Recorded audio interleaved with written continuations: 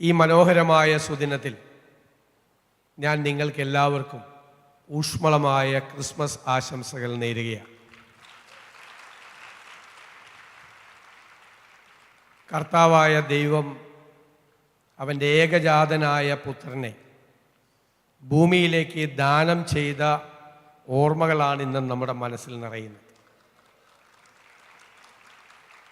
അതിനേക്കാൾ വലിയൊരു ദാനം ഈ പ്രപഞ്ചത്തിൽ, ഈ ലോകത്തിൻ്റെ ചരിത്രത്തിൽ ഒരിക്കലും നടന്നിട്ടില്ല.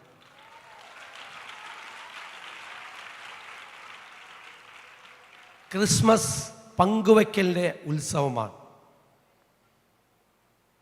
ആ പങ്കുവയ്ക്കലിൻ്റെ ഉത്സവമാണ് സ്വന്തമായി ആലയമില്ലാത്ത, 4 ചുവരുകളും മേൽക്കൂരയും ഇല്ലാത്ത ദുഃഖം അനുഭവിക്കുന്ന 5 കുടുംബങ്ങൾക്ക് സ്വന്തമായി ആലയമുണ്ടാക്കി കൊടുത്ത് ആ പങ്കുചേരലിൻ്റെ ഉത്സവത്തിലാണ് പാസ്റ്റർ ടിനു ജോർജും നിങ്ങളുടെ സഭയും പങ്കാളികളാകും.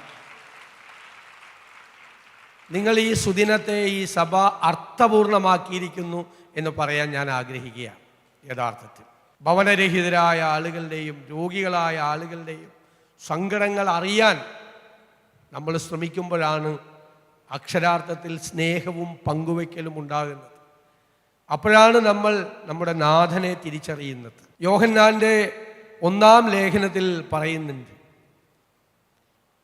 സകല വസ്തുവകകളും ഉള്ള ഒരുത്തൻ തൻ്റെ സഹോദരനെ മുട്ടുള്ളതായി കാണുമ്പോൾ മനസ്സലിവുണ്ടായില്ലെങ്കിൽ ദൈവത്തിൻ്റെ സ്നേഹം അവൻ്റെ മനസ്സിൽ എങ്ങനെ ഉണ്ടാകും, എങ്ങനെ വസിക്കും എന്നാണ് ചോദ്യം.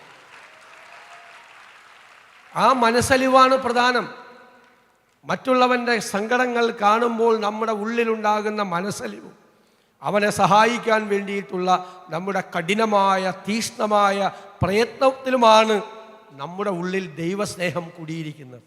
അതിൻ്റെ തെളിവാണ്, അതിൻ്റെ പ്രതീകമാണ്. എൻ്റെ ശരീരത്തിനുള്ളിൽ ദൈവസ്നേഹം കുടിയിരിക്കുന്നു എന്നതിൻ്റെ തെളിവാണ് മറ്റുള്ള ഒരാളുടെ മുട്ട് കാണുമ്പോൾ, അവൻ്റെ പ്രയാസം കാണുമ്പോൾ അവനെ സാന്ത്വനിപ്പിക്കാൻ, സഹായിക്കാൻ നമ്മൾ ശ്രമിക്കുന്നത്. ഇതാണ് ഏറ്റവും പ്രധാനമായിട്ടുള്ള കാര്യം.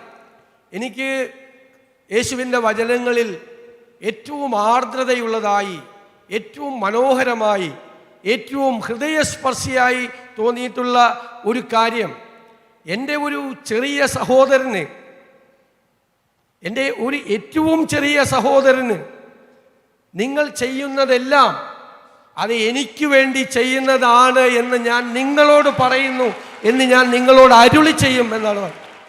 അതിനേക്കാൾ വലിയ വാചകം എന്താണ്? അതിനേക്കാൾ വലിയ വചനം എന്താണ്? നീ ഏറ്റവും പാവപ്പെട്ട ഒരുത്തനൊരു സഹായം ചെയ്യുമ്പോൾ അത് എനിക്ക് വേണ്ടി ചെയ്യുന്നതാണ് എന്ന് ഞാൻ ഉറക്കെ പറയുന്ന, അതല്ലേ ഏറ്റവും പ്രധാനമായിട്ടുള്ള കാര്യം. ദാനം എന്ന് പറയുന്നത് ലൂക്കാസിൻ്റെ സുവിശേഷത്തിൽ പറയുന്നുണ്ട്, ദരിദ്രയും വിധവയുമായ ഒരു സ്ത്രീ അവരുടെ ജീവിതത്തിലെ ഏറ്റവും വലിയ സമ്പാദ്യമായ 2 ചെമ്പുതുട്ടുകൾ ഭണ്ഡാരത്തിൽ നിക്ഷേപിക്കുകയാണ്. അതാണ് യേശു ആർദ്രതയോടെ പറയുന്നത്.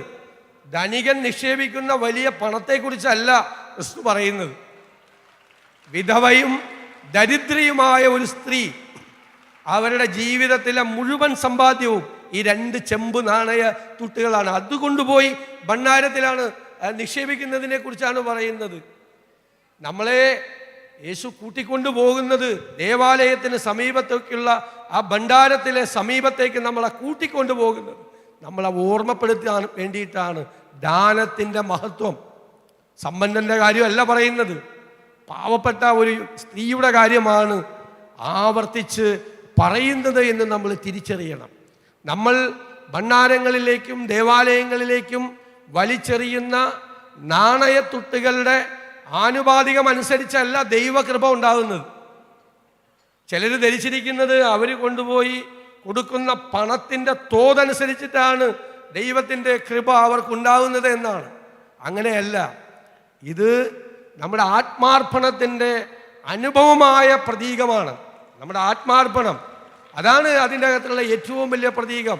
ഞാൻ ഈ 5 ആലയങ്ങൾ, വീടുകൾ നിർമ്മിച്ചു കൊടുക്കുമ്പോൾ കാണുന്നത് ആ ദാനത്തിൻ്റെ ഏറ്റവും മഹത്തായ മുഖമാണ് കാണുന്നത് എന്ന് പറയാതിരിക്കാൻ നിവൃത്തിയില്ല.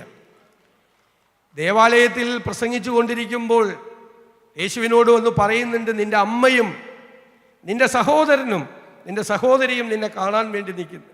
അപ്പം എന്താ അദ്ദേഹം മറുപടി പറയുന്നത്? സ്വർഗസ്ഥനായ എൻ്റെ പിതാവിൻ്റെ ഇഷ്ടമറിയുന്നവരാണ് എൻ്റെ അമ്മയും സഹോദരനും സഹോദരിയും എന്നാണ്. അതാണ് the will of God. The will of God, ദൈവത്തിൻ്റെ ഇഷ്ടം എന്താ? ദ വിൽ ഓഫ് ഗോഡ് എന്നാ പറയുന്നത്. വിൽ ഓഫ് ഗോഡ് ദൈവത്തിൻ്റെ ഇഷ്ടമാണ്. ഇതാണ് ദൈവത്തിൻ്റെ ഇഷ്ടം. മറ്റുള്ളവനെ സഹായിക്കാൻ, അവനെ സ്നേഹത്തോടെ ചേർത്ത് പിടിക്കാൻ, കരുണാർദ്രമായ മിഴികളോടെ അവൻ്റെ സങ്കടങ്ങൾ കാണാൻ, അവൻ്റെ കണ്ണീരൊപ്പാൻ, അവനെ ചേർത്ത് നിർത്താൻ നമ്മൾ നടത്തുന്ന ശ്രമം തന്നെയാണ്. അതാണ് ഈ മഹനീയമായ ഈ സുദിനത്തിൽ നമ്മൾ ചെയ്യുന്നത്.